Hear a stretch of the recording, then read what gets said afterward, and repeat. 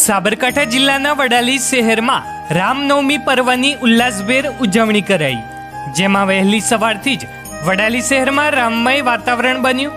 તો વડાલી શહેરમાં આવેલા પૌરાણિક એવા રામજી મંદિર ખાતેથી વાતે ગાતે ડીજેના તાલે ભવ્યથી ભવ્ય શોભાયાત્રા નીકળી, જેમાં વડાલી શહેરના અલગ અલગ વિસ્તારોમાં ડીજેના તાલે જય શ્રીરામના નારા સાથે આ શોભાયાત્રા નીકળી હતી.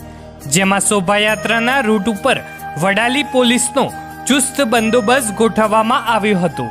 ત્યારે આ ભવ્ય શોભાયાત્રાનું આયોજન વિશ્વ હિન્દુ પરિષદ બજરંગ દળ દ્વારા કરાયું હતું.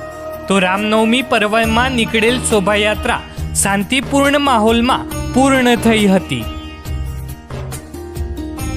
જય શ્રી રામ. આજે રામ જન્મોત્સવ નિમિત્તે જે વડાલીમાં ભવ્ય શોભાયાત્રાનું આયોજન થયું છે, જે આટલા વર્ષોના સંઘર્ષ બાદ જે રામલલ્લાનું મંદિરની પુનઃ પ્રાણ પ્રતિષ્ઠા થઈ, એના પછી આ પહેલી શોભાયાત્રા વડાલી મુકામે છે.